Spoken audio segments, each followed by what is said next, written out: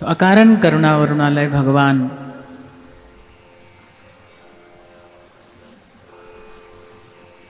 अपने सहज स्वभाव से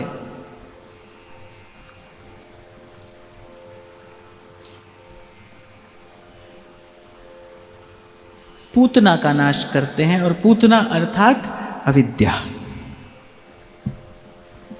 माया।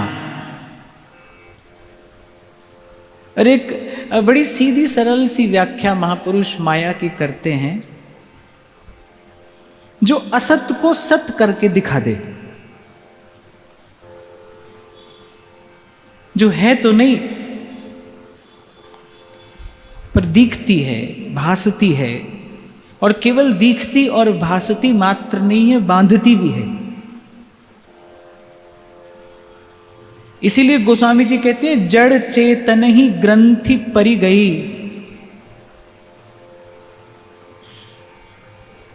यद्यपि मृषा छूटत कठी रही। अविद्या क्या है? जो असत को सत करके दिखा दे, जो सत्य का बोध ना होने दे। जैसे दृष्टि भी हो, वस्तु भी हो, दृष्टि भी हो और वस्तु भी हो, पर अंधकार हो तो वस्तु दिखती नहीं, सूझती नहीं। ऐसे जीव भी है, और उसके उर अंतर में भगवान भी बैठे हैं, अंतर्यामी भी बैठा है, पर इस अविद्याजन्य अंधकार के कारण प्रभु की अनुभूति नहीं होती।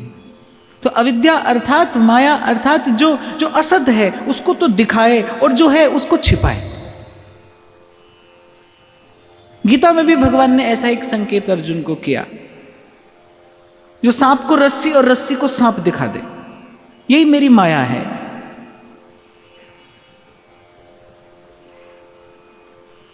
और माया सबसे पहले क्या रूप लेकर आती है? कंचन और कामिनी। बस यही रूप धरकर पूतना आई, अत्यंत सुंदर रूप। श्रीमद् भागवत में तो लिखा है जैसे मानो दूसरी लक्ष्मी ही ब्रजपुर में आ गई हो, ऐसा रूप पूतना का। और बड़े सुंदर दिव्य वस्त्राभरणों से सुसज्जित वो आई है, सब उसकी चकाचौंध में मानो बह गए, सबको उसने मोहित कर लिया। इसलिए संत विचार कर कहते हैं भाई सभी को ही तो मोहित कर लेती है भगवान की माया, कोई किसी से बंध जाता है और कोई किसी से बंध जाता है। बस जही राखे रघुवीर ते उबरे ते ही काल महा, जही राखे रघुवीर। इसलिए कबीर साहब कहते हैं रमैया तेरी दुल्हन लूटा बाजार। वो कहते हैं रमैया तेरी दुल्हन लूटा बाजार। सबका एक एक करके नाम गिनाते हैं कबीर जी, और फिर अंत में अपनी ओर देखकर क्या कहते हैं? कहते हैं हम तो बच गए, कैसे? साहिब कृपा से। हम तो बच गए साहिब कृपा से।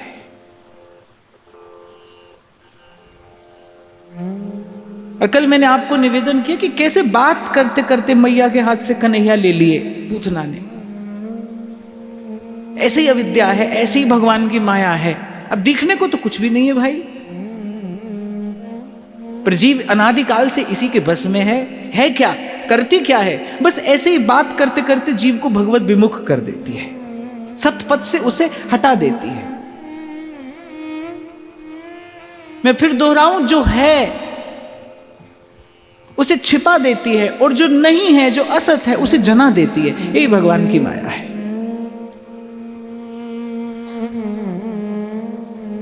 तो सबसे पहले भगवान ने उस अविद्या का नाश किया है, उस अज्ञान अंधकार को नष्ट किया भगवान ने। और फिर संत यहां पर भगवान के स्वभाव की भी बलिहारी जाते हैं कि कितनी अपवित्र भावना लेकर पूतना भगवान के पास आई है, पर कहते भगवान के पास कोई कैसे भी जाए, होता अंत में उसका कल्याण ही है। तभी तो गोस्वामी जी कहते हैं भाए कुभाए अनख आलस, कुभाए कुभाव से, बैर से, विरोध से। नाम जपत मंगल दस इसीलिए बार बार आपको यहाँ से निवेदन किया जाता है, भाई मन लगने पर मत जाइए। मन लग रहा है कि नहीं लग रहा है, इस ओर बहुत मत देखिए, भजन की ओर देखिए। मन की ओर मत देखिए, भजन की ओर देखिए। मन लगे न लगे, भजन करना है, प्रभु का स्मरण करना है, नाम जपना है। मन लग रहा है नहीं लग रहा है, ये बात की है, इसको एक और धरिए। मैं तो कई बार आपसे कहता हूं, मन लगना कोई बहुत बड़ी विजय थोड़ी है। मन तो संसार के खेल में भी लग जाता है, सिनेमा में मन लग जाता है, संसार की विषय वार्ता में ऐसा मन लगता है कि रात भर निकल जाती है, पता भी नहीं चलता, ऐसा मन लगता है। तो मन लगना कोई बहुत बड़ी बात नहीं है। तो मन लगने पर मत जाइए। बहुत बार हम केवल भजन इसीलिए छोड़ देते हैं कि मन नहीं लग रहा, मन नहीं लग रहा। लगे नहीं लगे, भजन करिए, भजन की ओर देखिए। सदा इस बात का विचार करिए, ये भाव अपने मन में दृढ़ करके रखिए, भाई भाव से, कुभाव से, अभाव से कैसे भी जपो पर कल्याण है, उसमें मंगल है। नाम जपत मंगल दिसि दसहूं। और मैं तो एक बात और आपको निवेदन करूं, सिर्फ आपका मंगल नहीं है, नाम जपने वाले का मंगल नहीं होता। जो नाम जपता है वो एक प्रकार से सारी सृष्टि की सेवा कर रहा है। जो नाम जप रहा है, जिसके हाथ में माला है, जिसकी जिह्वा पर भगवान नाम है, उसके रोम रोम से जो परमाणु निकलता है वो सृष्टि का मंगल करता है। ये प्रभु की सबसे बड़ी सेवा है। प्रभु के स्वभाव की ओर देखिए। ये जितना भी कथन श्रवण है किस लिए है? प्रभु के स्वभाव का हमें विचार करना है, श्रवण करके चिंतन करना है प्रभु के स्वभाव का, कि कैसे भी कोई जाए प्रभु कल्याण करते हैं, और फिर भाव से जाए तो फिर क्या कहना है। और फिर जीवन मिला भी इसीलिए है। ये मोक्ष का खुला द्वार यहां तक प्रभु लेकर आए हैं, इसीलिए तो लेकर आए हैं। हरि हरि बोल प्यारी रसना, हरि बोल प्यारी रसना। हाँ देखो, इतना सहज, इतना सरल, इतना सुगम मार्ग उपलब्ध होते हुए भी हम नहीं चल पा रहे, ये भगवान की माया है। आप देखो, वैसे कभी अकेले बैठो, एकांत में बैठो, इस बात का विचार तो करो। कोई मोल नहीं लग रहा है, कोई कष्ट नहीं हो रहा है, कोई पीड़ा नहीं है, कुछ भी झंझट नहीं है, पर फिर भी भजन नहीं होता है भाई, फिर भी भजन नहीं होता। यही भगवान की माया है। तो भगवान ने सबसे पहले अविद्या को नष्ट किया। और चिंतक लोग, विचारक लोग एक बात कहते हैं, भाई जो प्रभु की ओर चलेगा सबसे पहले यही विघ्न आएगा। सबसे पहले कंचन और कामिनी का आकर्षण उसके सामने आता है। जैसे हनुमान जी जा रहे थे तो पहले वो मैनाक पर्वत आया ना, सोने का पर्वत। और आप देखो, ये तो बिल्कुल प्रकट है। आप थोड़ा भजन करने लगो और आप अपने भजन को प्रकट कर दो। आपको स्मरण हो, मैंने पहले आपसे कभी शायद निवेदन किया था, आप भजन को प्रकट करोगे तो भजन प्रभाव बन जाएगा। निष्फल तो नहीं जाता भजन व्यर्थ नहीं जाता। आप भजन को प्रकट कर दोगे तो भजन प्रभाव बन जाएगा। संसार में आपकी जय जयकार होने लगेगी, भाई बड़े भजनानंदी हैं। आप भजन को प्रकट करोगे, प्रभाव बन जाएगा। आप भजन को छिपा लोगे, भजन आपका स्वभाव बन जाएगा, वो रम जाएगा आपके भीतर, फिर भजन सहज हो जाएगा।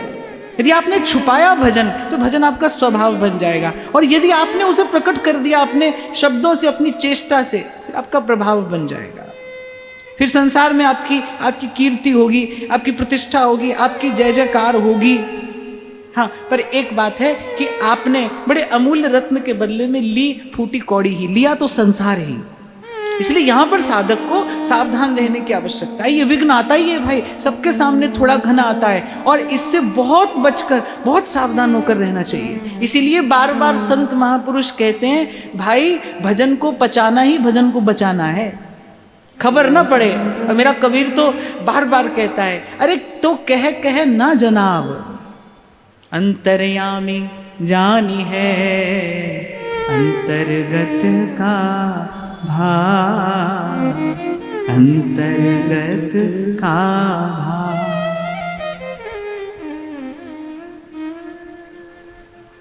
फिर उसके बाद दूसरी लीला घटती है। धीरे धीरे श्री कृष्ण लीला का विस्तार कर रहे हैं। कल भी निवेदन किया गया था, इस लीला का एकमात्र हेतु क्या है? पूतना को मारने के लिए लीला नहीं है। आगे भी श्री कृष्ण अनेक असुरों का उद्धार करेंगे, पर असुरों का, दानवों का दलन, ये श्री कृष्ण का उद्देश्य नहीं है। भक्तों की रक्षा, भक्तों के भाव की रक्षा, ये लीला करके श्री ठाकुर जी भजन के मार्ग का एक सिद्धांत प्रतिष्ठित करते हैं। भाई देखो, सबसे पहले ये विघ्न आएगा, सबसे पहले ये विघ्न आएगा, इससे बचकर रहना, इससे सावधान रहना। फिर अगली लीला में एक और दिव्य सिद्धांत की प्रतिष्ठा श्री कृष्ण करते हैं। अब नंद भवन में उत्सव चल रहा है, अतिथि अभ्यागतों का आना जाना लगा है, और एक दिन मैया ने क्या किया, बस अतिथियों के सत्कार के लिए मैया थोड़ी व्यस्त हो गई, और मैया ने क्या किया, एक शकट के नीचे कन्हैया को लिटा दिया। एक छकड़ा, उस पर खूब सारे दधी और माखन के बड़े बड़े भांड भरे रखे हैं, और मैया ने उस छकड़े के नीचे कन्हैया को पलने में लिटा दिया। अब ठाकुर जी को ये अच्छा नहीं लगा। ठाकुर जी को क्या अच्छा नहीं लगा, बोले हमसे ऊपर मैया ने कुछ और रख दिया, ये ठाकुर जी को अच्छा नहीं लगा। भक्त के जीवन में भगवान से ऊपर कुछ और हो तो ये भगवान को अच्छा नहीं लगता। और एक बात तो और यहाँ पर समझ लेना भाई, हमारे ठाकुर जी का तो ये स्वभाव है, विशेष स्वभाव। ध्रुवदास जी कहते हैं ना, जो घरनी हो अति बुरी, पति नहीं छाणत ताई, पर देखत ही पर पुरुष तन। इस स्त्री में कितने भी दोष हो, पर पति उसका त्याग नहीं करता, वो स्वीकार कर लेता है, पर स्त्री पर पुरुष की ओर देखे तो ये पति को स्वीकार नहीं है। ऐसे हमारे ठाकुर जी का स्वभाव है भाई, अवगुण करे समुद्र सम, समुद्र जितने अवगुण हो तो भी श्री ठाकुर जी विचार नहीं करते। गिनत न अपनो जान, समुद्र जितने अवगुण हो। और मैं कहता हूं भाई, हम में है ही, हम में अवगुण ही अवगुण तो हैं। कभी आप एकांत में बैठकर यदि निष्पक्ष चिंतन करो ना, तो आप पाओगे कि प्रभु को रिझाने के लिए जो गुण चाहिए वो एक भी हम में नहीं है, एक भी। अनेक की तो छोड़िए, एक भी गुण हम में नहीं है, गुणों का नितांत अभाव है। मैं तो कई बार आपसे कहता हूं भाई, शुद्ध होकर जीव ठाकुर जी के पास नहीं जाता, ठाकुर जी के पास जाकर शुद्ध होता है। कोई सोचे ना मैं शुद्ध पवित्र होकर भगवान को पा लूंगा, तो उसकी भूल है। भगवान को पाकर जीव शुद्ध होता है, पवित्र होता है, बुद्ध होता है। पाकर प्रभु की ओर चले, प्रभु की ओर देखे, बस वहीं से जीवन में सुख का, शांति का, मंगल का, सात्विकता का, पवित्रता का आदान होता है। केवल प्रभु की ओर देखे, प्रभु की ओर चलना आरंभ करे, बस यहीं से जीवन में मंगल होना आरंभ हो जाता है। पर एक बात निश्चित है भाई, ये मैला कुचैला मन चित्त, ये प्रभु की ओर देखेगा, प्रभु की ओर चलेगा, तभी शुद्ध होगा, तभी पवित्र होगा। तो ठाकुर जी को अच्छा नहीं लगा। अच्छा, जो चिंतक हैं भागवत के, जिनका जीवन ही श्रीमद् भागवत और श्री कृष्ण लीला का चिंतन है, वो कहते हैं कि मैया से भूल क्या हुई। देखो, अब बड़ी सूक्ष्म बात है, आप बहुत सावधान होकर सुनना। वो कहते हैं मैया से भूल क्या हुई। श्री कृष्ण कौन है? परम चेतन है, वो परम चेतना है, और मैया ने चेतन के ऊपर जड़ वस्तु रख दी। शकट क्या है? जड़ वस्तु है। तो ये बड़ी सूक्ष्म सी बात है, इसका बहुत विचार करना चाहिए। विचारकों ने इसका विचार किया है। बोले श्री ठाकुर जी को ये अच्छा नहीं लगा कि जब मैया ने चेतन के ऊपर जड़ वस्तु रख दी। भक्त के जीवन में कभी ऐसा ना हो। देखो भाई, कबीर इसीलिए कहते हैं अपना सा जीव सबको जाने। हमारे जीवन में ये घटना घटती है भाई, हम कभी कभी व्यक्ति से भी बड़ा आदर वस्तु को देते हैं। ऐसा हमारे जीवन में देखने में आता है। हम व्यक्ति से बड़ा आदर धन को देते हैं, हम व्यक्ति से बड़ा आदर प्रतिष्ठा को देते हैं, हम व्यक्ति से बड़ा आदर संसार के साथ सामान को देते हैं। जीवन का आदर हो। और मैं तो कहता हूं, जब जीवन का आदर करने की बात मैं आपसे कहूं, तो सबसे पहले अपने जीवन का आदर करिए। और अपने जीवन का आदर क्या है? मनुष्य का जीवन पाकर भजन न करना, यही जीवन का निरादर है। और मनुष्य का जीवन पाके आत्म कल्याण के लिए प्रयास करना, यही जीवन का आदर है। यहां श्री ठाकुर जी कह रहे हैं, भाई पहले अपने जीवन का आदर करो। आपके जीवन से बड़ी कोई वस्तु नहीं है। और वैसे भी भाई, ये तो माया जन्य एक भ्रम है। जीव को लगता है मैंने कमा लिया और मैंने गवा लिया। कर्मा की रेखा न्यारी रे, न्यारी रे, कर्मा की रेखा न्यारी रे, न्यारी रे, होनी होके रहे रे विधना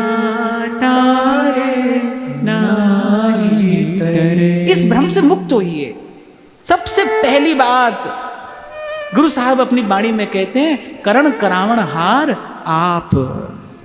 हुक्म है अंदर सबको और बाहर हुक्म न कोई। जी जंत सब तुद उपाय, जित जित पाना तित तित लाए। सब कुछ कीता तेरा होवे, सब कुछ कीता तेरा होवे। नाहिन किछ असाड़ा जी। अपने जीवन का आदर करिए, और अपने जीवन का आदर क्या है? आत्म कल्याण के लिए, भगवत प्राप्ति के लिए हमको साधन करना है, यही जीवन का आदर है। जीवन से बड़ी कोई वस्तु नहीं है भाई। सबसे अमूल्य क्या है? जीवन ही अमूल्य है।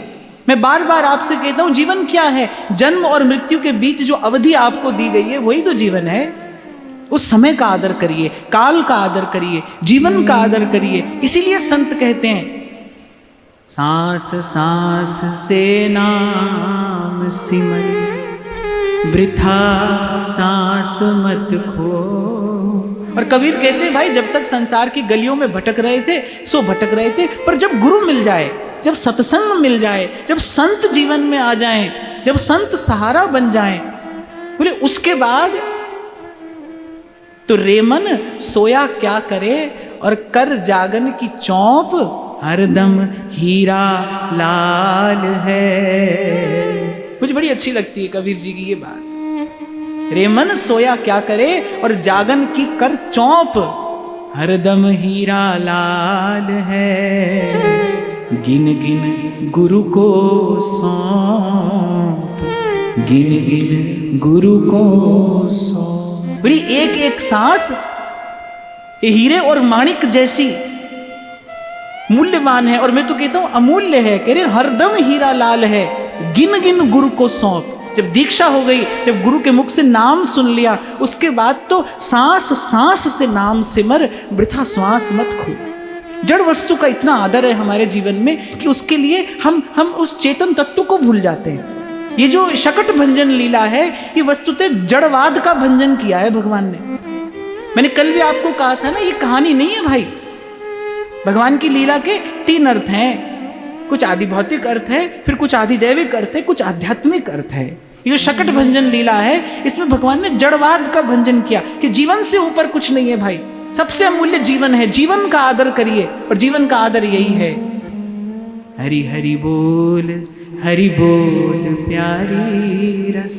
ये जीवन का आदर है। भजन करिए और सांस सांस से नाम सिमर, वृथा श्वास मत खो। पूर्व भी हमने चर्चा की थी, साधक के जीवन में ये दोष तो कदापि नहीं होना चाहिए। उसके जीवन में समय व्यर्थ ना हो। जो जीवन का निरादर करेगा वो जीवन धन की प्राप्ति कभी नहीं कर सकता भाई, कभी नहीं कर सकता। और जन्म जन्म हमने क्या किया है? बहुत जन्म हम जन्म बिगाड़े। कैसे बिगाड़ा है जन्म? ये जीवन का निरादर करके ही तो हमने जन्म बिगाड़ा है। भजन नहीं किया, साधन नहीं किया, और ऐसे प्रभु का भजन नहीं किया। अस प्रभु छाड़ भजहि जे आना, ते नर पशु बिन पूंछ समाना। ऐसे प्रभु का भजन नहीं किया। तो भाई अब संत मिले हैं, अब सत्संग मिला है, अब भगवान की कथा सुनने को मिली है। और कथा कैसी है? कथा क्या करती है? बिन सत्संग न हरि कथा, तेहि बिन मोह न भान। मोह भंजन करती है।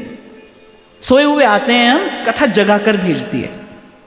इसीलिए कल मैंने आपसे निवेदन किया, भाई कहानी नहीं है। कहानी सुन के तो व्यक्ति सो जाता है। आप भी कहानी समझ कर सुनोगे तो सो जाओगे, पर ये तो कथा है, तो मोह निद्रा में पड़े जीव को जगाने वाली। अरे क्या कर रहे थे अब तक? कैसी भूल हो रही थी अब तक हमसे? किस लिए मिला है हमें जीवन?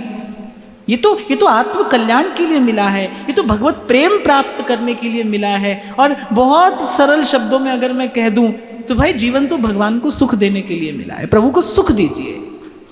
भक्त भगवान को सुख देता है। आनुकूल्येन कृष्णानुशीलनम स भक्तिरुत्तमा। और हम तो बड़भागी हैं भाई, हम ऐसे आचार्य की शरण में आ पड़े हैं जिन्होंने हमें प्यार करना सिखाया।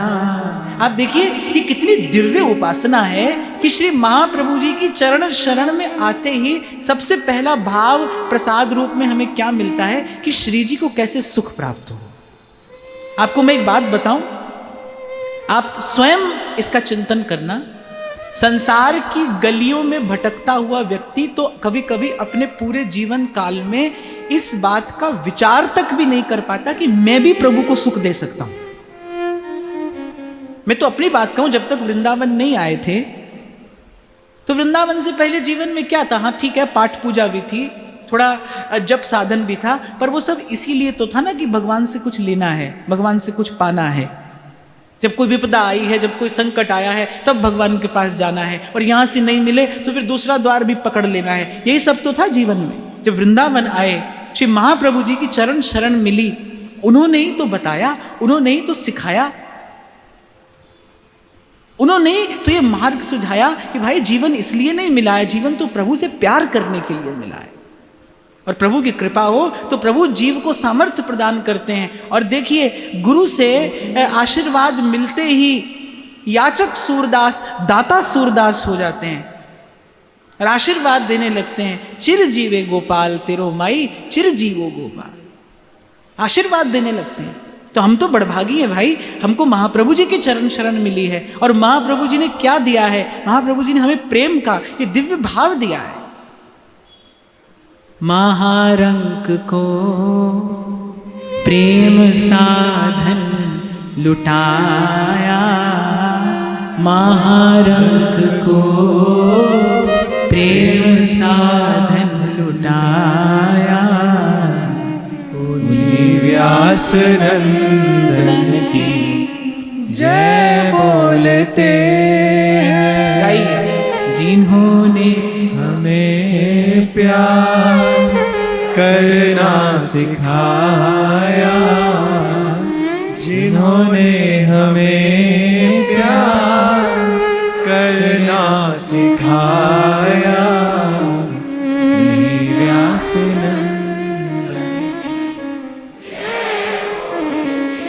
कोई सोच सकता है भाई प्यार करना तो बिना ही सिखाए व्यक्ति को आता है। गैया भी अपने बछड़े को चाटती है, पशु भी कुछ ना कुछ तो प्रेम प्यार की भाषा जानता ही है, समझता ही है। पर हमारे आचार्य ने हमें सही प्रकार से प्यार करना सिखाया, कहाँ करना है और कैसे करना है। प्यार तो सभी करते हैं भाई, मैं तो कहता हूं प्रेम के बिना जीवन गतिमान ही नहीं होता। कठोर से कठोर हृदय व्यक्ति, पाषाण हृदय व्यक्ति भी कहीं ना कहीं किसी ना किसी के हृदय लगकर ही सुख पाता है। प्रेम के बिना जीवन की कोई अवस्थिति नहीं, जीवन गतिमान ही नहीं होता, आगे ही नहीं बढ़ता। प्रेम ही आगे बढ़ाता है, हित ही इस सारे अस्तित्व को चला रहा है, प्रेम ही चला रहा है। पर कहां करना है, कैसे करना है। हमसे बार बार भूल क्या हुई कि प्रेम जैसा अमूल्य भाव हमने संसार में लगाया। कभी कभी तो जीवन की इतनी दुर्दशा हो जाती है कि व्यक्ति जड़ वस्तु की आसक्ति में ही अपना जीवन गंवा बैठता है। जो धन के लोभ में जी रहा है, जो धन को उपलब्धि मानता है, मुझे लगता है उससे बड़ी दुर्दशा जीवन की और किसी की नहीं हो सकती। जो जड़ वस्तु के लिए जीवन गंवा रहा है, और देखी जाती है जीवन की ऐसी दुर्दशा बार बार देखी जाती है। और हम भी तो एक जीवन में कितनी बार, कभी धन के लिए, कभी संपत्ति के लिए, कभी पद प्रतिष्ठा के लिए, कभी मान सम्मान के लिए, कभी रिश्ते नातों के लिए, कितनी बार तो हम इस अमूल्य भाव को गंवाते हैं अपने हाथ से।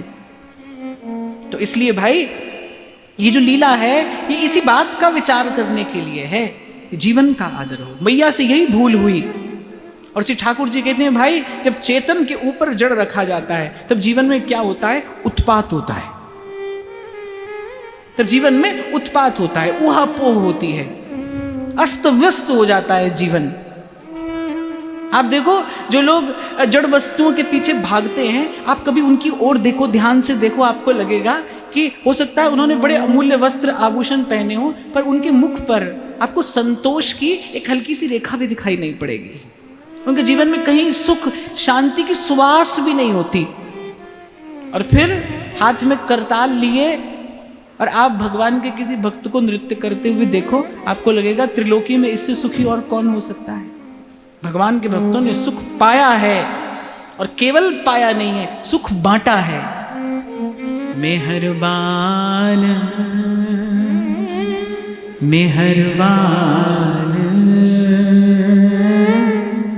साहिब मेरा मेहरबान,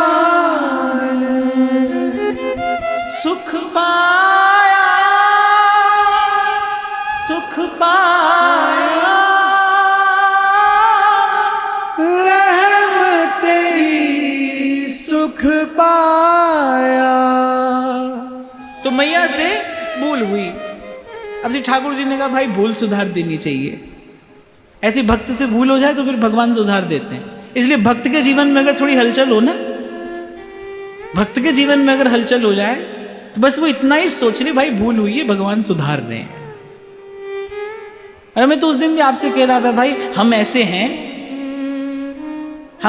हैं कि बिना ठोकर के ठाकुर जी की ओर नहीं देखते। जीव ऐसा ही है भाई। इसीलिए माता कुंती ने कहा द्वारिकाधीश से, प्रभु मैंने आपका स्वरूप और स्वभाव भी जान लिया है, मैंने अपना स्वरूप और स्वभाव भी जान लिया है। जैसे ही थोड़ा सा सुख आता है ऐसे आपकी विस्मृति होने लगती है। इसीलिए प्रभु मेरे जीवन में ये कष्ट बना रहे, आप याद रहते हैं। बलिहारी उस दुख के जो पल पल नाम रटा। यही मैं आपको थोड़ी देर पहले कह रहा था भाई, ये नहीं देखना है मन लग रहा है कि नहीं लग रहा है, मन कैसा है, तन कैसा है। भजन करना है, नाम जपिए, ठाकुर जी का स्मरण करिए, दर्शन करिए। बस किसी भी प्रकार से भजन में अपने आप को लगाए रखना है। लगेगा नहीं मन, तनई राख सत्संग में लगाए रखना है। और मैं फिर आपको कहता रहूंगा कि कभी प्यार से और कभी दुलार से और कभी मार से और फटकार से भी, पर मन को भजन में लगाना है।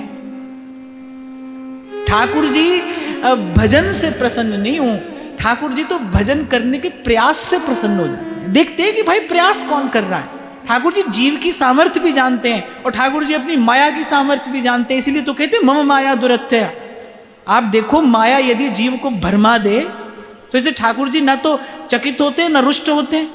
ठाकुर जी ने तो पहले ही कहा कि भाई सीधी सी एक बात है, निर्मल मंजन सो मोहि पावा, काम क्रोध लोभ मोह अहंकार, इसकी बात तो ठाकुर जी ने कहीं नहीं की। माया का सामर्थ्य भी प्रभु जानते हैं और जीव की दुर्बलता भी प्रभु जानते हैं। वो तो केवल ये देखते हैं भाई कोई प्रयास कर रहा है कि नहीं कर रहा है। भजन नहीं, केवल भजन करने का प्रयास। कौन कहता है भजन करिए? अरे भजन करने की चेष्टा करिए, भजन करने का प्रयास करिए। हाथ में माला लीजिए तो सही, 2 घड़ी बैठिए तो सही, 2 घड़ी जाकर सत्संग सुनिए तो सही। अपने जीवन में परिवर्तन लाने के लिए थोड़ा परिश्रम तो करिए। और आप ये ना कहिए कि परिश्रम नहीं कर सकते। संसार के लिए आदमी चक्की में पिसता है जीवन भर। संसार के लिए कोई कम परिश्रम किया है आपने? आप ईमानदारी से अपने हृदय पर हाथ रखकर देखिए, संसार के लिए कोई कम परिश्रम किया है आपने? कितना पछता मरता है जीव संसार का निर्वाह करने के लिए, संसार के झूठे संबंधों को निभाने के लिए। और यहां देखिए, यहां राई के सम भजन को मानत मेरु समान। यहां ऐसे प्रभु बैठे हैं, राई जितने भजन को, थोड़े से भजन को कितना करके लेते हैं, जीव को अपना ही बना लेते हैं। अरे ध्रुवदास जी तो कह रहे रंच प्रेम में तो श्री ठाकुर जी अपने आप को ही हार जाते हैं। रंच प्रेम में अपन को हारत नवल किशोर। तो ये ना कहिएगा कि भाई हम नहीं कर सकते भजन, हम भजन का परिश्रम नहीं कर सकते। संसार में बहुत परिश्रम किया है आपने, कर रहे हैं, और भाई जब तक रहोगे करना ही पड़ेगा। यहां तो पचना मरना पड़ेगा। दया तो संत को आती है देखकर, 2 पाटन के बीच में सावत बचा न को। कैसे कैसे माया और काल की चक्की में पिस रहा है जीव, और बस पिस रहा है। मैं तो कई बार देखता हूं और धन्यवाद भी करता हूं, और थोड़ा थोड़ा कभी कभी भयभीत भी हो जाता हूं। और मुझे लगता है इस भय से भयभीत होना ही चाहिए। महाप्रभु जी ने भी कहा, यही डरई डरप हरिवंश। कभी देखता हूं मैं संसार में कि झूठे संसार का, झूठे संबंधों का निर्वाह करने के लिए कितना कष्ट व्यक्ति पाता है, कितनी पीड़ा व्यक्ति झेलता है। वो जानता है कुछ हाथ नहीं आने वाला, पर विवश है, विवश है। क्योंकि इस मार्ग को छोड़कर सत मार्ग पर चलने का बल भी नहीं है। इसीलिए घूम फिर कर वहीं जाता है। इसीलिए आपसे कह रहा हूं भाई कि मन लगे न लगे, मन प्रसन्न हो अप्रसन्न हो, संसार में हो भगवान में हो, कहीं भी हो, भजन करिए, नाम जपिए, नाम का आश्रय लीजिए, आपका आत्मबल बढ़ेगा। सत्य मार्ग पर, भजन के मार्ग पर चलने के लिए जो शक्ति चाहिए वो आपको भजन से ही तो मिलेगी। कहां से मिलेगी? ठोकर मारकर जो चल दिया संसार को, उसके पास कहां से आया बल? उसके पास वो शक्ति कहां से आई? हंसते हंसते मीरा विष का प्याला पी जाती है और महलों के वैभव को अपने पांव से ठोकर मारकर चल देती है। कहां से आता है वो सामर्थ्य भक्त के पास में? बस भजन से ही तो आता है। इसलिए भजन करना है, अपने जीवन का आदर करने के लिए भजन करना है। ये जीवन का आदर है भाई। भजन क्या है? अपने जीवन का आदर है। तो जब कन्हैया ने देखा भाई मैया ने तो ऐसी भूल कर दी, तो ठाकुर जी ने विचारा कि भाई मैया की इस भूल को सुधार देना चाहिए। और श्री ठाकुर जी ने कहा कि भाई लगे हाथ एक हाथ का उद्धार भी कर दो। वहां कंस ने भेज दिया शक्टासुर। अब मैया लगी है अतिथि अभ्यागतों की सेवा में। और कल भी मैं आपको कह रहा था ना, ब्रजवासियों पर कब कब विपदा आई, जब जब ब्रजवासियों की दृष्टि कन्हैया से हटकर कहीं और गई है। देखो, जब तक श्री कृष्ण जीवन में नहीं है तब तक तो कहीं जाओ, कुछ भी करो, यहां जाओ वहां जाओ, पर एक बार श्री कृष्ण जीवन में आ जाएं, एक बार ये मिल जाएं, फिर कृष्ण कृष्ण कृष्ण है, कृष्ण है कृष्ण है, कृष्ण है कृष्ण है। नैनों में शाम बसे, मन में बनवारी,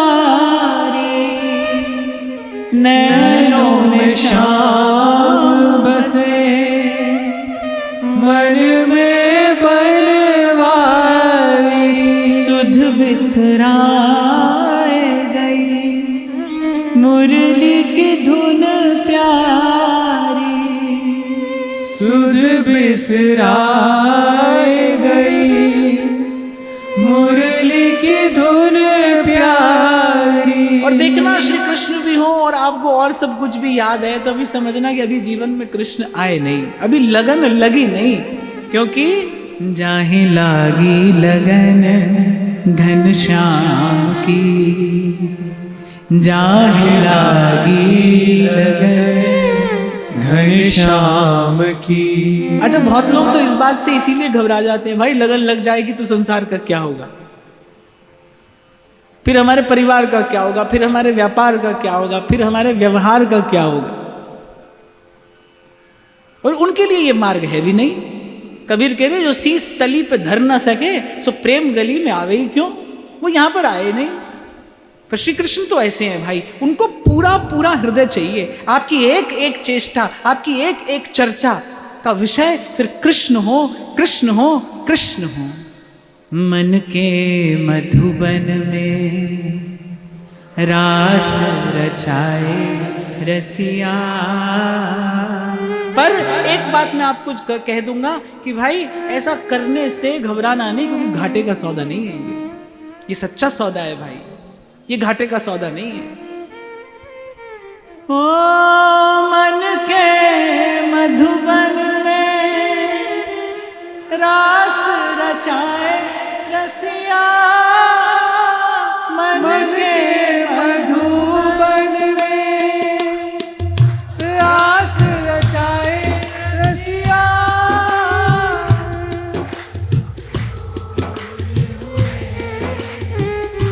जब तेरा नाम लिया सब दुख दूर हुए, जब तेरा नाम गाइए।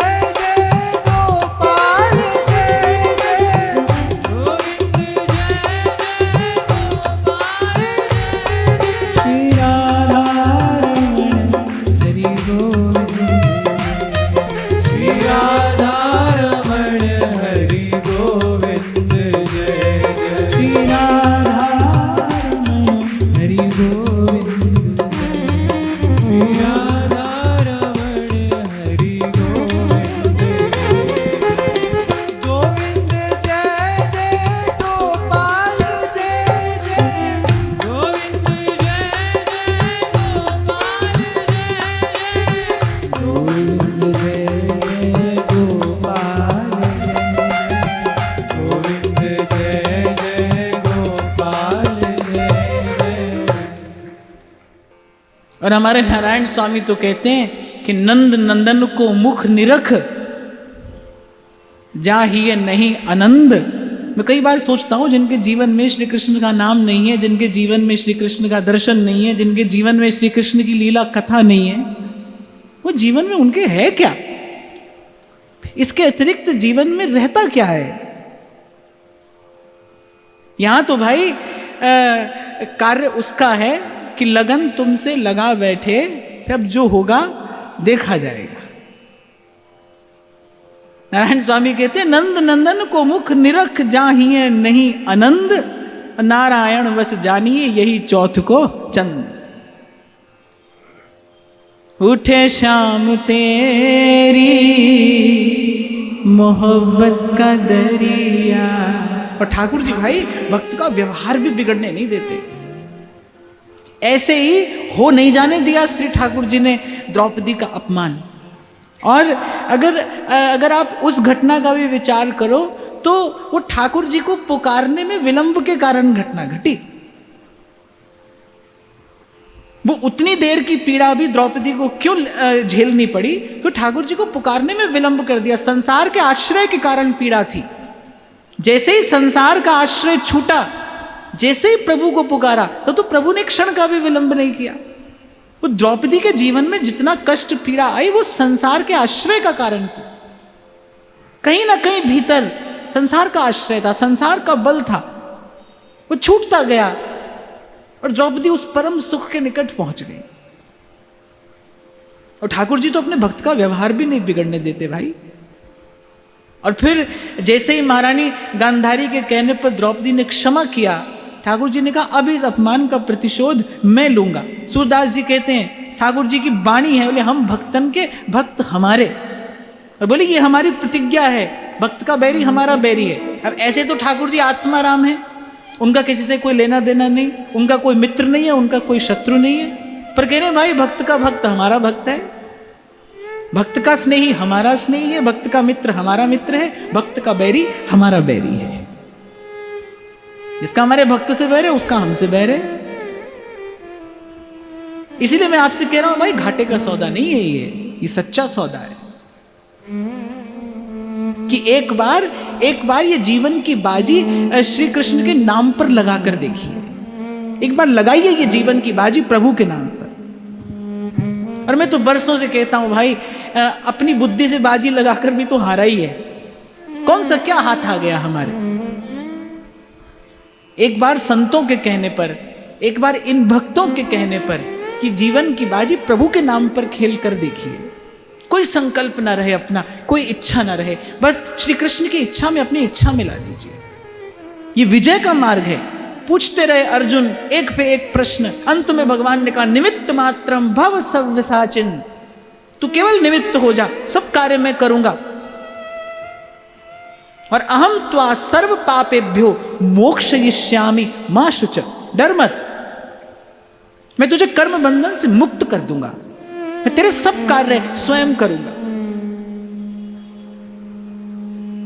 और व्यास जी तो कहते हैं कि खोटे दास अनाथ को गाहक नंद कुमार। भोली सखी कहती हैं भली भली सब लेते हैं वस्तु परख के ठीक, पर खोटे दास अनाथ के तो तुम ही गाहक।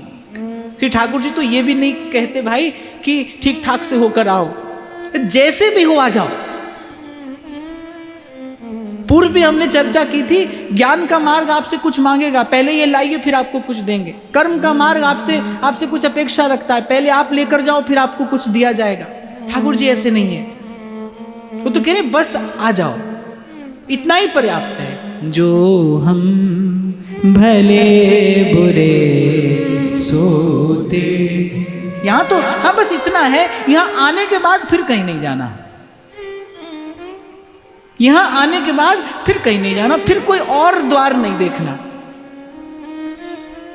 मोहब्बत हमने माना जिंदगी बर्बाद करती है, पर यह क्या कम है कि मर जाने पे दुनिया याद करती है। यहां तो ऐसा हृदय लेकर कोई आए, किसी के इश्क में दुनिया लुटा कर हम भी देखेंगे, तेरी महफिल में किस्मत आजमा कर हम भी भी देखे। ऐसा हृदय देखते हैं बस प्रभु।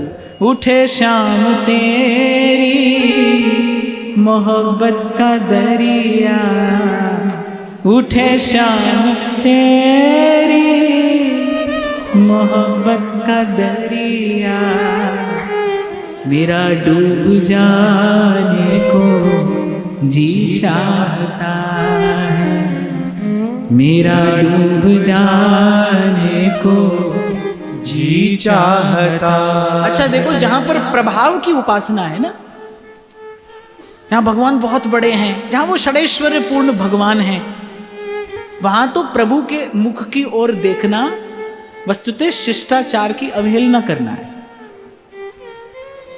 पहले राजा लोग भी जब सिंहासन पर बैठते थे तो आप देखो, जो भी उनके सामने खड़ा होकर बात कर रहा है ना, वो गर्दन झुकाकर बात कर रहा है, माने राजा के मुख की ओर देखकर बात नहीं की जाती। ये अवज्ञा है, अवहेलना, कंटेम्प्ट। और हमारे ठाकुर जी कैसे हैं? वो तो कहते हैं कि हमारी दृष्टि में दृष्टि डालकर हमसे बात करिए। और ये तो ऐसे हैं कि बात ही केवल नेत्रों से करते हैं, ये तो बात ही अपने नैनों से करते हैं।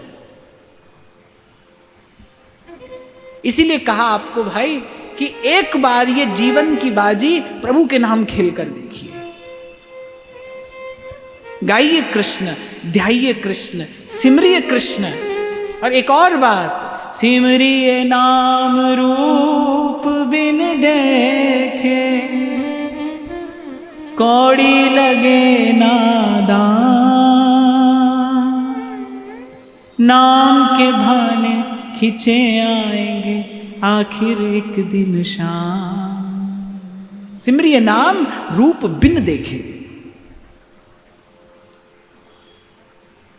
तो ठाकुर जी ने विचार किया, भाई चलो मैया की भूल भी सुधार देते हैं और एक आध असुर का भी लगे हाथ उद्धार कर देते हैं। अब शक्टासुर आया, कन्हैया पलने में पौड़े हैं।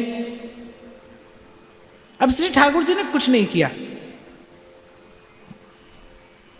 ये जो जितनी भी जड़ता है, मैंने कहा ना, ये लीला क्या है? ये जड़वाद के भंजन की लीला है। श्री ठाकुर जी ने कुछ भी नहीं किया।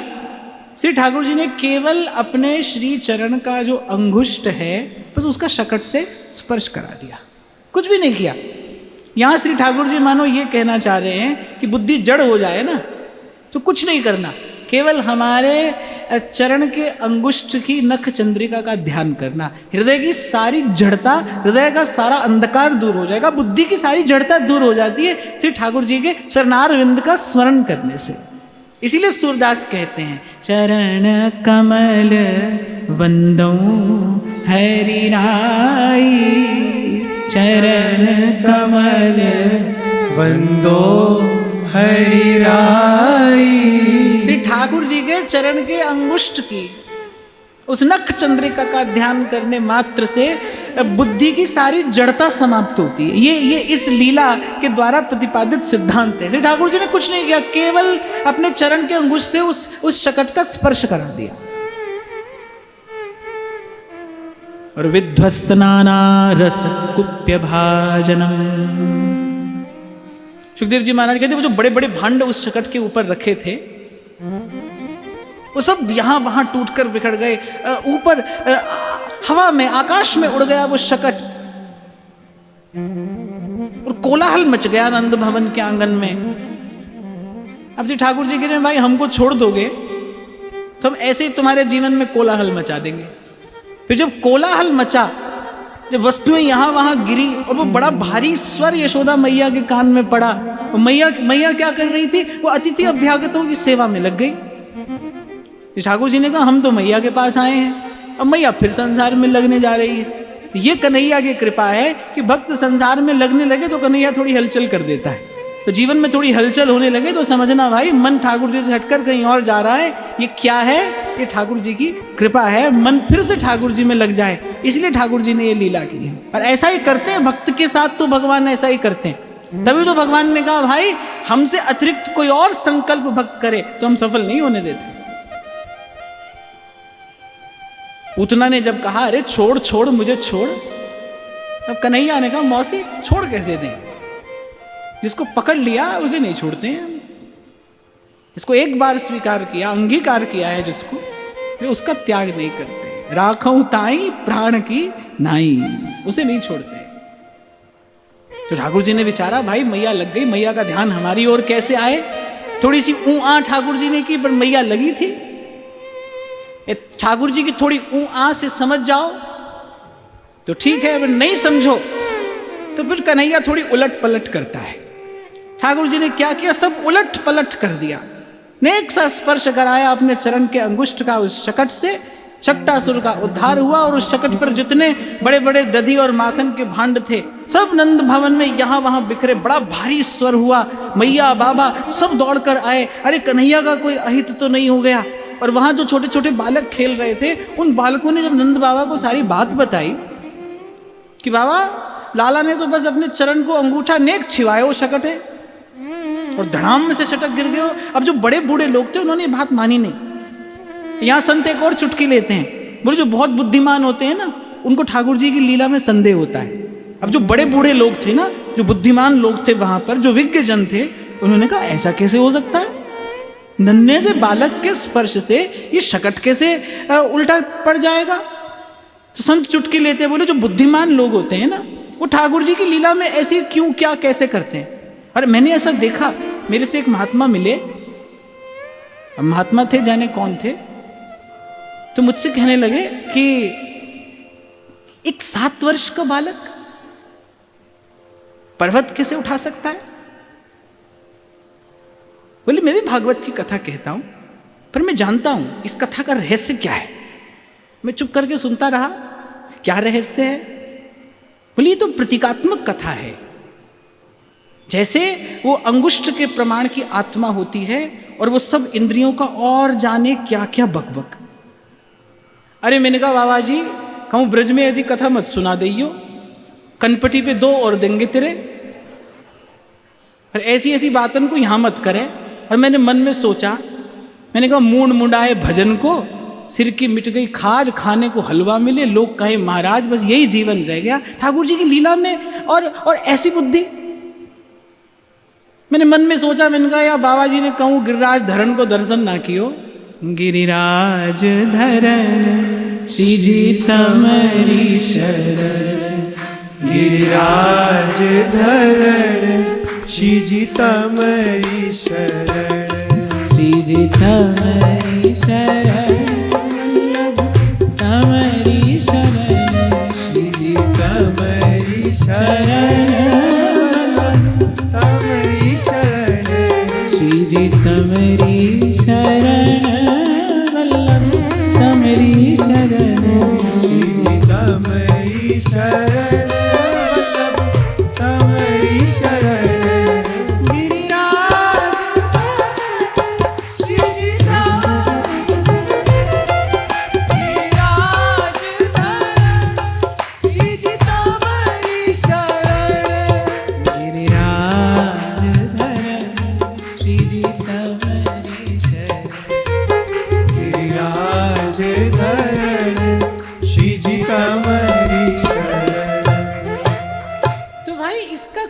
अर्थ भी है, इसका कुछ ऐसा अर्थ भी है, पर केवल ऐसा ही अर्थ है ऐसा नहीं समझना चाहिए।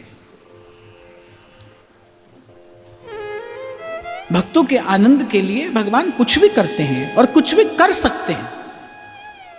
और कर तुम अकर तुम अन्यथा कर तुम, ऐसे ही तो भगवान है। जो किया जा सकता है वो भी करते हैं, और जो नहीं किया जा सकता है वो भी करते हैं। कर तुम अकर तुम और अन्यथा कर तुम, और इसके अतिरिक्त जो शेष रह जाता है वो भी करते हैं। भक्त के आनंद के लिए भगवान कुछ भी करते हैं। तो जो बड़े बूढ़े लोग थे वो माने नहीं, बोले नहीं नहीं ऐसा नहीं हो सकता। अच्छा देखिए, यहां संत लोग विचार करते हैं कि अनेक अनेक स्थानों पर श्री ठाकुर जी ने अपना ऐश्वर्य प्रकट किया, और जब जब श्री ठाकुर जी ने अपना ऐश्वर्य प्रकट किया, थोड़ी देर के लिए वो जो वात्सल्य, वो जो स्नेह था, थोड़ी देर के लिए वो भाव आवृत्त हो गया, लेकिन अंतिम विजय किसकी हुई? प्रेम की हुई। श्री ठाकुर जी की ऐश्वर्य शक्ति को सदा लौट जाना पड़ा। चाहे श्री ठाकुर जी ने मुख में मैया को ब्रह्मांड दिखाया, थोड़ी देर के लिए उस ऐश्वर्य शक्ति का प्रादुर्भाव हुआ और मैया का वो स्नेह वात्सल्य आवृत्त हो गया, ढक गया, लेकिन अंत में विजय किसकी हुई? प्रेम के ही भाव की हुई। प्रभाव सदा स्वभाव के सामने झुकता है भाई। प्रभाव सदा नत हो जाता है स्वभाव के सन्मुख। स्वभाव नहीं, सुभाव, सुंदर भाव के सन्मुख प्रभाव सदा नत होता है, उसे होना पड़ता है। भगवान का भी ऐश्वर्य और भगवान का भी माधुर्य, यदि इन दोनों का भी दर्शन किया जाए तो भगवान का ऐश्वर्य भगवान के माधुर्य के सामने नत होता है। और मैं कहता हूं हमारे यहाँ तो हमारे महाप्रभु जी ने सबसे पहली झांकी यही कर कराई है। यत् किंकरीषु बहुशः खलु काकुवाणी नित्यं परस्य पुरुषस्य शिखंड मौले। प्रीत की रीत रंगीलो ही जाने, यद्यपि सकल लोक चूड़ामणि दीन अपनपो माने। वो त्रिलोक चूड़ामणि श्री ठाकुर जी का मुकुट झुका है तो कहाँ झुका है? श्री जी के चरणों में झुका है। वो माधुर्य के सन्मुख प्रभाव का नत होना ही तो है। तो श्री ठाकुर जी के प्रत्येक लीला में कहीं कहीं पर ठाकुर जी ने अपना प्रभाव प्रकट कर दिया। और जब श्री जी नहीं होती है ना सामने, तब ठाकुर जी ऐसा कर देते हैं। जब श्री जी नहीं होती है सामने, तब ठाकुर जी यहाँ कहाँ कहीं कहीं अपना प्रभाव प्रकट कर देते हैं। पर श्री जी के सन्मुख आते ही जाके अधीन सदाई सावरो। इसीलिए महाप्रभु कहते हैं भाई प्रीत की रीत रंगीलो ही जाने। अगर प्रेमी है 3 लोग 14 भुवन में, अगर कोई प्रेमी है तो वो श्याम सुंदर है। सकल लोग चूड़ामणि होने पर भी श्री जी के चरणारविंद में कैसे अपना सर्वात्म न्यौछावर करते हैं। अरे कभी इस झांकी का आप अपने मन में चिंतन करो। यत् किंकरीषु बहुशः खलु काकुवाणी नित्यं परस्य पुरुषस्य शिखंड मौले। श्री जी की जो किंकिरियां हैं उनकी भी चाटुकारिता करते हैं श्री ठाकुर जी। तो अंतिम विजय तो भाई प्रेम की है, प्रेम की है, हित की है। इस लीला का आधान भी हित के ही कारण हुआ। प्रथम दिन मैंने आपको निवेदन किया, विप्रधेनु सुरसंत हित लीन मनुज अवतार। क्यों लीला कर रहे? हित के लिए। हित की लीला है, हित के ही कारण होती है। इसका हेतु भी हित है और इसका परिणाम भी भक्तजनों का हित ही है। श्री ठाकुर जी के लीला के परिणाम स्वरूप क्या होता है? भक्तों का हित होता है, साधुओं का हित होता है। भक्तजनों के भाव की केवल रक्षा ही नहीं होती, उस भाव की सतत अभिवृद्धि भी होती है।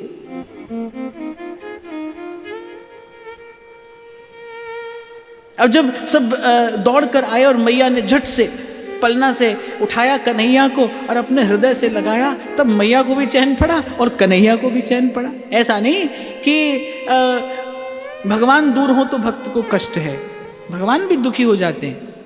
भक्त से दूर भगवान भी नहीं रह सकते। इसलिए मैंने कहा थोड़ी हलचल हो जाए जीवन में तो घबराना नहीं, समझ लेना इसीलिए घटी है ये घटना कि हमारा जीवन कहीं प्रभु से दूर जा रहा था। इसी प्रकार प्रभु निकट बुलाते हैं, क्योंकि मैंने कहा भाई ये हमारा स्वभाव है। बहुत सुख हो तो ठाकुर जी भूल जाते हैं, विस्मृति हो जाती है प्रभु की। जीव विपत्ति बुलाता है, यही तो भगवान की माया है। उसे संपत्ति में छिपी विपत्ति दिखाई नहीं पड़ती। जीव को माया के कारण, मायावश होने के कारण संपत्ति में छिपी विपत्ति दिखाई नहीं पड़ती और विपत्ति में छिपी संपत्ति दिखाई नहीं पड़ती। भक्त देख लेता है, इसीलिए कहता है सुख के माथे सिल पड़े नाम हृदय से जा, बलिहारी उस दुख के पल पल नाम रटा, पल पल नाम रटा। फिर पूतना, फिर शक्टासुर। अब मैया ने देखा भाई नेक देर भी कन्हैया को गोद से उतारती हूं तो कोई विपदा आ जाती है, कोई संकट आ जाता है। तो मैया ने कहा भाई अब कन्हैया को मैं एक क्षण के लिए भी स्वयं से बिलग नहीं करूंगी। अब तो मैया दिन से रात चिपटाए रहे कन्हैया को छाती से, और यही कन्हैया चाहते थे। इसीलिए कन्हैया ने ये लीला की थी, भाई मैया से दूर नहीं रहना, मैया से विलग नहीं होना। अब भूत भावन भगवान शिव शंकर, उनके मन में इच्छा हुई, बोले भाई ऐसी मधुर लीला मधुराधिपति कर रहे हैं तो जाकर प्रभु का दर्शन करना चाहिए। अच्छा, यहां पर एक बात विचार करने की है महादेव तो वहीं बैठे बैठे भी दर्शन कर ही सकते हैं, कर ही लेते हैं और करते ही हैं। वो कर सकते भी हैं, करते भी हैं। पर महादेव ने कहा नहीं भाई, ब्रज भूमि में जाकर कन्हैया का दर्शन करना चाहिए, उस ब्रज रज को जाकर अपने अपने मस्तक से लगाना चाहिए। जिह्वा से प्रभु के नाम का कीर्तन होना चाहिए, हाथ से प्रभु की सेवा होनी चाहिए। आपको कोई ऐसी सुविधा मिल भी जाए कि बैठे बैठे सब काम हो रहा है, पर वो सुविधा लेना नहीं, कि तन लगे सेवा में। कथा की बात आए, सत्संग की बात आए, तो आज विज्ञान ने बड़ी सुंदर व्यवस्था कर दी। बैठे बैठे बस टच स्क्रीन है, आज तो बटन भी दबाना नहीं है, छुओ और देखो। पर फिर भी मैं कहता हूं जाइए सत्संग में, चल कर जाइए। ये तन जो है ये सेवा में लगे, प्रकट सेवा में लगे। जिह्वा से प्रभु के नाम का कीर्तन हो, हाथ से संत भगवंत की सेवा हो, अपने अपने साधन से अतिथि अभ्यागत की सेवा करिए, गौ ब्राह्मण की सेवा करिए। ये जो भी जीवन में है ये सब किसी ना किसी प्रकार प्रकट प्रत्यक्ष निवेदन किया जाए। मैं तो इस बात का चिंतन करता हूं कि महादेव चाहते तो वहीं कैलाश पर बैठे बैठे दर्शन करते ही रहते, कर ही रहे थे। प्रभु ने नहीं भाई, चल कर जाएंगे, प्रभु की चरण धूलि अपने मस्तक पर धारण करेंगे। अच्छा, मैया ने व्रत ले लिया है कि भैया मैं तो अब कन्हैया को गोद से उतारूंगी नहीं और किसी के हाथ में तो बिल्कुल भी नहीं दूंगी। अब महादेव द्वार पर खड़े हैं, वो मन ही मन प्रभु से प्रार्थना कर रहे हैं, मनुहार कर रहे हैं। अब प्रभु क्या उत्तर देते हैं महादेव को कि हे त्रिलोकीनाथ, अब हम क्या करें, इस समय तो हम मैया के अधीन हैं। देखो श्री ठाकुर जी का जो ऐसे विशिष्ट प्रेमावतार होता है ना, वो विशुद्ध रूप से अपने भक्त के अधीन होता है। श्री ठाकुर जी के सब अवतारों में एक श्री ठाकुर जी का अर्चा अवतार भी होता है। आप जिन लाडली लाल जी का दर्शन कर रहे हैं, ये क्या है, ये प्रिया प्रीतम का अर्चा अवतार है। पर कैसा है, सेवक के बिल्कुल अधीन है। सेवक जब चाहेगा तब भोग लगाएगा, सेवक जब जो चाहेगा सो पहनाएगा, सेवक जब चाहेगा तब दर्शन कराएगा। तो श्री ठाकुर जी ने मन ही मन महादेव से कहा, बोले प्रभु अब हम क्या करें, अब इस समय तो हम आपकी कोई सहायता नहीं कर सकते। आप चलकर आए हैं तो अब हम भी बड़ी दुविधा में पड़े हैं। आप द्वार पर खड़े हैं और हम मैया की गोद में हैं, पर क्या करें, हम मैया के अधीन हैं। तो भोले बाबा ने कहा, प्रभु क्या निराश लौट जाएंगे आपके द्वार से? तो श्री ठाकुर जी ने मन में विचार किया कि नहीं, निराश लौटाना तो आपको ठीक नहीं है। बस श्री ठाकुर जी की अघटन घटना पटी ऐसी, उस लीला शक्ति ने, उस योग माया ने लीला की रचना कर दी और देवी पौर्णमासी वहां पर आ गई। उन्होंने मैया यशोदा को मनाया कि अरे ये योगी कैलाश से आया है, ये एक बार तेरे लाला के मस्तक पर अपना हाथ रख देगा तो तेरे लाला का सदा मंगल ही मंगल होगा, इसका कल्याण हो जाएगा, ये यशस्वी होगा, इसकी कीर्ति दसों दिशाओं में नर्तन करेगी। मैं इन्हें जानती हूं, मैं इन्हें पहचानती हूं। पर मैया का वात्सल्य ऐसा है, देवी पौर्णमासी की कोई बात मैया नहीं टालती। पर आज मैया का हृदय सकुचा रहा है कि कैसे कन्हैया को, इतने अनिष्ट उत्पात हो रहे हैं, कैसे कन्हैया को इस जटाजूटधारी बाबा की गोद में दे दूं। और वहां भक्त भी द्वार पर हठ में खड़ा है और वहां श्री ठाकुर जी मनी मन विचार करें, बोले भाई भोलेनाथ को भी ऐसे नहीं लौटाया जा सकता और यहां हमारी मैया है। तो फिर खैर देवी पूर्णमासी ने मनाया मैया को, पर मैया ने कहा एक शर्त है, दर्शन मेरी गोद में ही करने होंगे। मैं बाबा के हाथ में, मैं इस जोगी बाबा के हाथ में अपना कन्हैया नहीं दूंगी, मेरी गोद से ही दर्शन करने होंगे। और वहां भोले बाबा द्वार पर खड़े खड़े, एक जोगी खड़ा है तेरे द्वार, दिखा दे मुख लाल का। एक जोगी खड़ा है तेरे द्वार, दिखा दे मुख लाल। अच्छा देखो, महादेव सा अनुराग भी आपको अन्यत्र दिखाई नहीं पड़ेगा, उनके जैसा अनुराग भी आपको कहीं दिखाई नहीं पड़ेगा। याचक बनकर खड़े हैं। नंदगांव में आसेश्वर महादेव है ना, दर्शन की आस लिए खड़े हैं कि कब मैया की कृपा हो जाएगी और हमें दर्शन हो जाएगा। पर एक बार नंद नंदन का मुख चंद्र तो निहार कर ही जाएंगे। तो मैया अनेक अनेक वस्त्र, आभूषण, धन धान्य, हीरा मणि माणिक मोती सब कुछ लुटाने को खड़ी है। पर बाबा कह रहे ऐसा कुछ नहीं चाहिए।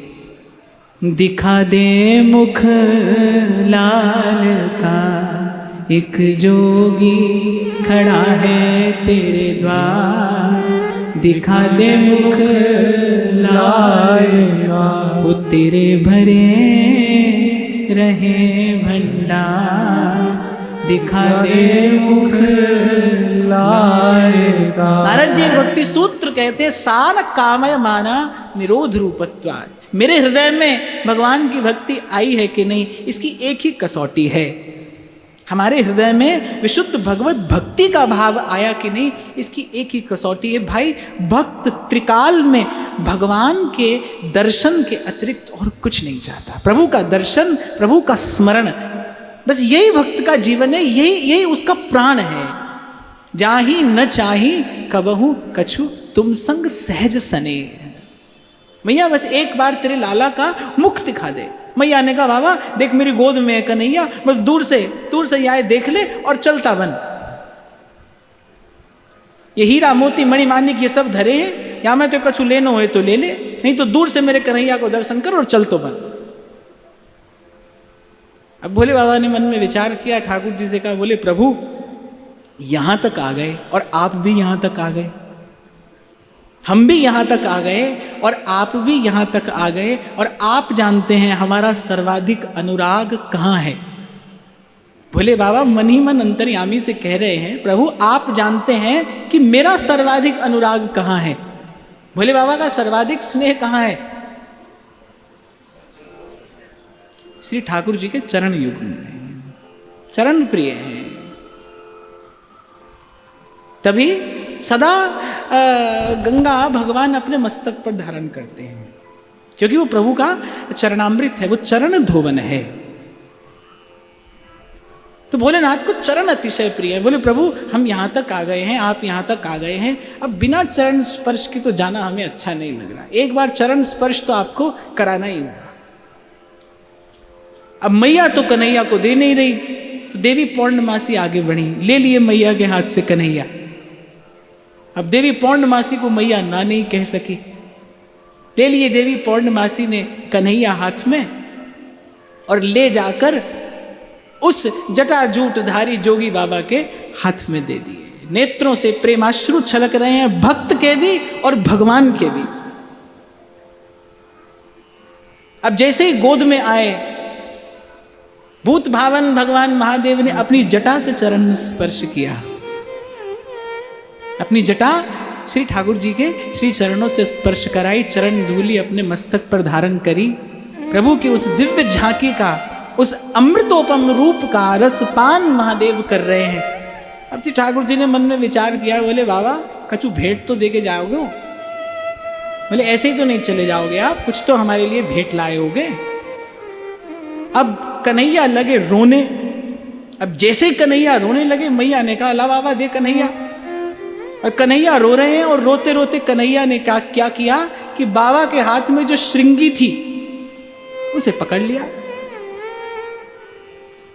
तो जो आप श्री ठाकुर जी के श्रृंगार में उस श्रृंगी का दर्शन करते हैं, वो श्रृंगी वस्तुतः क्या है? वो महादेव का दिया हुआ वो भेंट है, वो प्रसाद है। श्री ठाकुर जी ने ले लिया। बोले बाबा ऐसे नहीं जाने देंगे आपको, आप आए हैं और हमारा दर्शन करने आए हैं, और हमारे दर्शन की तो रीति यही है कि खाली हाथ नहीं आना चाहिए। श्री ठाकुर जी के पास जाइए तो पत्रम पुष्पम फलम तोयम, कुछ भी, पर खाली हाथ नहीं जाइए। कल हम चर्चा कर रहे थे ना, सुदामा गए पर खाली हाथ नहीं गए, 2 मुट्ठी तंदुल लेकर गए। तो बोले बाबा आप आए हैं दर्शन करने, कुछ तो हमें देकर जाइए। रोते रोते कन्हैया ने श्रृंगी पकड़ ली। मैया ने जैसे ही बाबा के हाथ से कन्हैया को लिया, वो श्रृंगी भी कन्हैया के पास। और हंसते हंसते भूत भावन भगवान महादेव कन्हैया को वो प्रेममयी, वो स्नेहमयी भेंट देकर और भगवान के चारों चरणों का स्मरण करते करते कैलाश की ओर विदा होते हैं।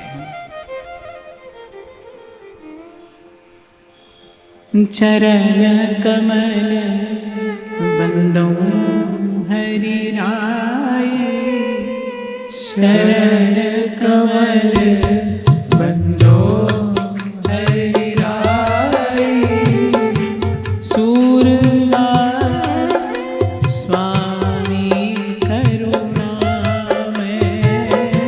सूरदास स्वामी करुणामय,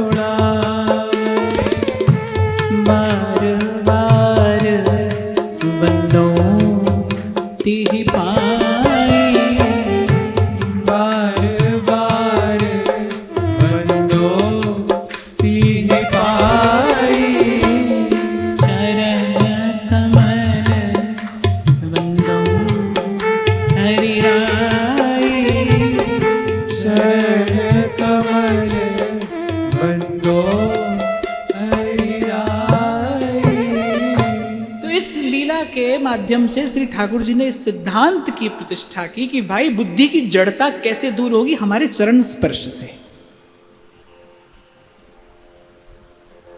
ऐसा समय आता है ना जीवन में जब आप निर्णय नहीं ले पाते, जब आप ठीक से विचार ही नहीं कर पा रहे हैं, जब चारों ओर अंधकार है, मार्ग धुंधला हो गया है, क्या किया जाए उस स्थिति में? जब धुंध सी हो जाती है चारों ओर, मार्ग नहीं सूझता, क्या किया जाए?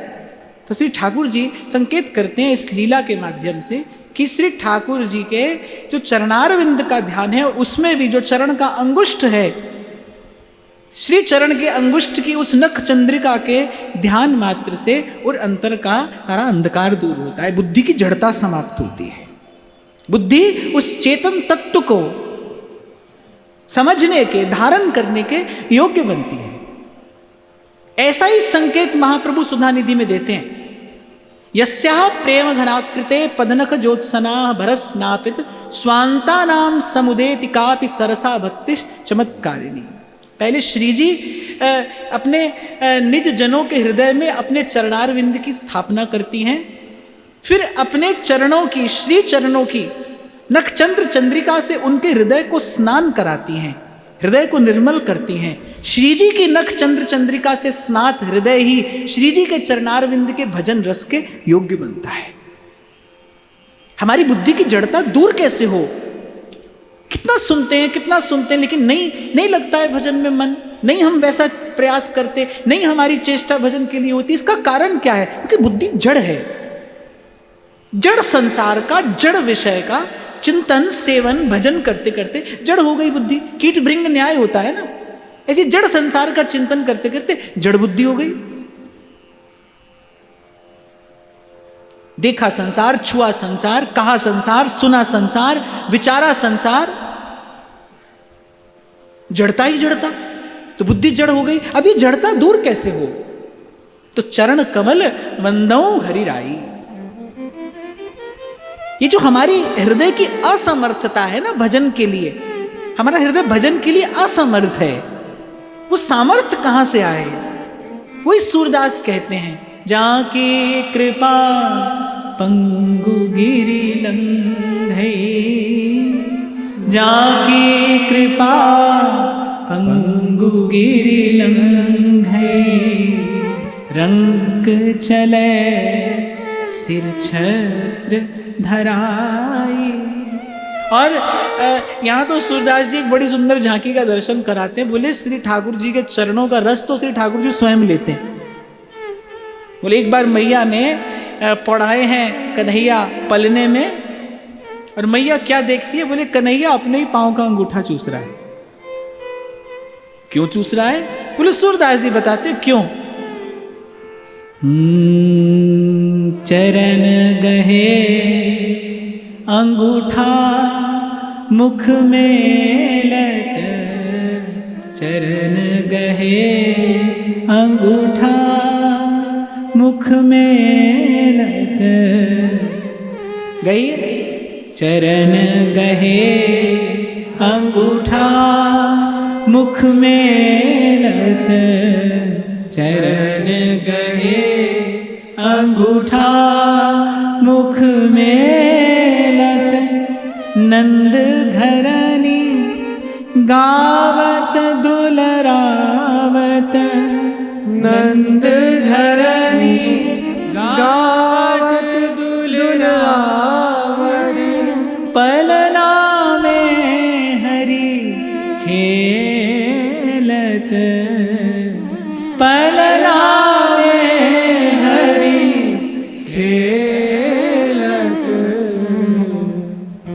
चरण गहे अंगूठा मुख में लत, चरण गहे अंगूठा मुख में लत। अच्छा, मैया तो बस अपने लाडले की सुंदर झांकी का ही दर्शन कर रही है, पर वहां नवमंडल में खड़े सनकादिक और देवर्षि नारद प्रभृति जो भक्त हैं वो ये विचार कर रहे हैं कि भाई ठाकुर जी अपने चरण का अंगूठा अपने मुख में क्यों लिए? तो सूरदास जी कह रहे भाई तुम बहुत बुद्धिमान हो, पर लाओ हम तुम्हारा समाधान कर देते हैं। बोले हम बताते हैं कि इस लीला का, इस झांकी का रहस्य क्या है। जे चरणारविंद श्री भूषण उरते नेक नाटारत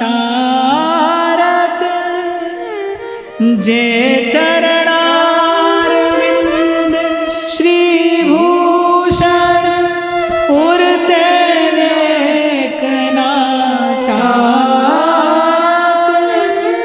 ठाकुर जी कह रहे भाई आखिर इन चरणों में ऐसा क्या है जो लक्ष्मी जी सदा इन्हें अपने हृदय से लगाई रहती, एक क्षण के लिए भी इनका त्याग नहीं करती। देखो धोखा रस चरणन में, देखो धोखा रस चरणन में, मुख मेलत कर आरत चरण गहे अंगूठा मुख मेलत चरण गहे अंगूठा मुख में। एक बार इस अत्यंत सुमधुर झांकी की भावना करिए। पलना में पौड़े हैं कन्हैया और नवनील नीरद सुंदरम, वो सर्वांग सुंदर श्री कृष्ण और अपने ही चरण का अंगुष्ठ अपने ही मुख में है। अच्छा, मैया की दृष्टि में कोई प्रश्न नहीं है, मैया तो बस अपने लाडले लाल की इस झांकी को देख देख कर बलिहार हो रही है, न्योछावर जा रही है। वो तो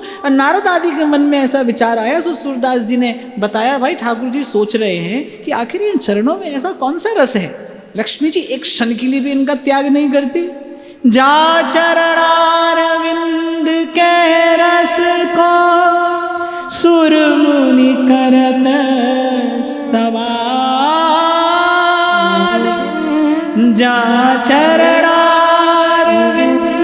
के रस को सुर मुनि करत विषाद। सो रस है मोह को दुर्लभ, सो रस है मोह को दुर्लभ। भाई सुर नर इन चरणारविंद के रस को प्राप्त न करने के कारण बेचारे उदास रहते हैं। और श्री ठाकुर जी ने मन में विचार किया भाई रस तो वस्तुतः हमें भी दुर्लभ है। सो रस है मोह को दुर्लभ, सो रस है मोह को दुर्लभ। ताते लेत सवाद, ताते लेत सवाद चरण गहे अंगूठा मुख मेलत चरण गहे अंगूठा मुख में। और सूरदास जी कहने भाई 3.5 महीने के जब हुए कन्हैया तो कन्हैया ने करवट बदली। अच्छा देखो ब्रजवासी कैसे हैं, कन्हैया की प्रत्येक चेष्टा में उत्सव मनाते हैं। श्री ठाकुर जी की एक एक चेष्टा में यहाँ पर उत्सव है, इसीलिए हमारे श्री ठाकुर जी का नाम ही क्या है, उत्सव मूर्ति। उत्सव मूर्ति है, इसीलिए मैं कहता हूं जिसके जीवन में कृष्ण आ जाए उसका पूरा का पूरा जीवन ही उत्सव है, उसका पूरा जीवन उत्सव है। मैं कभी पहले एयरपोर्ट पर जाता था तो ऐसे आते जाते कोई मुझसे पूछ लेता था, बोले आप कोई सेलिब्रिटी हैं क्या? तो मैं कहता हाँ भाई मैं सेलिब्रिटी हूं और मैं असली सेलिब्रिटी हूं।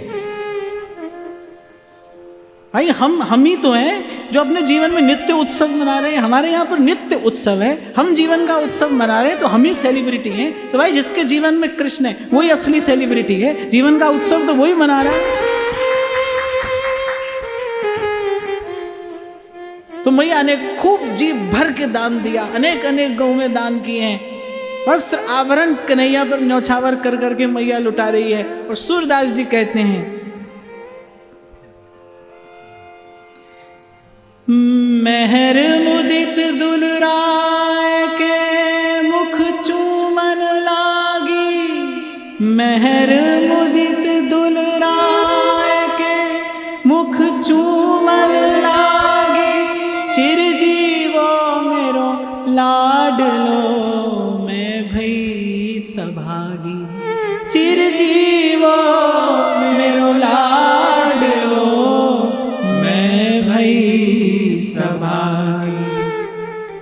एक पाख त्रैमास को मेरो भयो कन्हाई, एक पाख त्रैमास को मेरो भयो कन्हाई, पटक राल उल्टो पर्यो हरि मैं करूं बधाई, पटक राल उल्टो पर्यो हरि मैं करूं।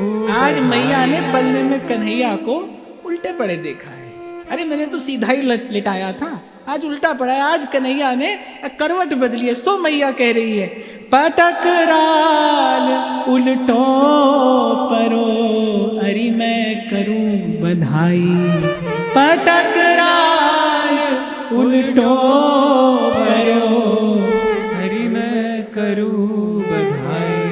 नंद धरनी आनंद भरी बोली ब्रज नारी, नंद धरनी आनंद भरी बोली ब्रज नारी, यह सुख सुन आई सबे सूरदास बलिहारी, यह सुख सुन आई सबे सूरदास बलिहारी, मैं बलिहार प्यारे जो, बलिहार प्यारे जो, मैं बलिहार प्यारे जो, बलिहार प्यारे जो। वो तेरी मंद मंद मुस्कनिया पे, तेरी मंद मंद मुस्कनिया पे बलिहार प्यारे जो, बलिहार प्यारे जो, बलिहार प्यारे जो, बलिहार प्यारे जो। मैंने तो शंभू जी से कहा कि इस सत्संग सत्र का नाम ही रखना मैं बलिहार प्यारे जो। ठाकुर जी के प्रागट्य की बेला है। स्वयं को न्योछावर करने के अतिरिक्त और क्या किया जा सकता है? प्राणों की न्योछावर तो प्राण ही होते हैं भाई, उससे कम कोई वस्तु नहीं दी जाती। मैं बलिहार प्यारे जो, मैं बलिहार प्यारे, मैं बलिहार प्यारे जो, बलिहार प्यारे जो।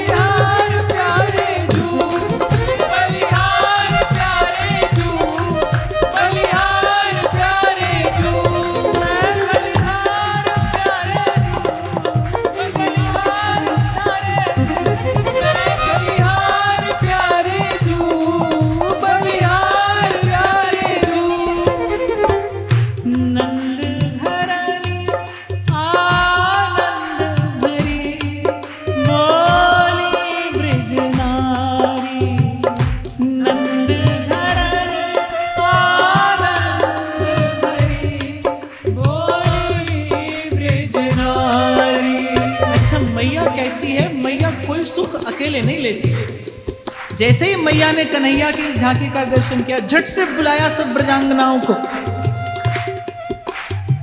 नंद घरनी आनंद भरी बोली ब्रज नारी। नंद घरनी आनंद भरी बोली ब्रज नारी।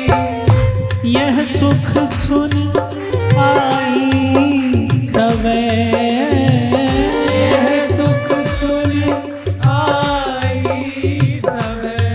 सूरज बलिहारी मैं बलिहार प्यारे, मैं बलिहार प्यारे मैं बलिहार प्यारे जू, बलिहार प्यारे जू।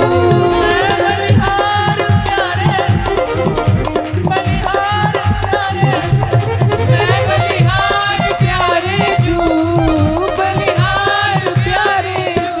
मैं बलिहार प्यारे जो, बलिहार प्यारे, बलिहार प्यारे जू, बलिहार प्यारे जू। मैं बलिहार प्यारे जो, बलिहार प्यारे जो।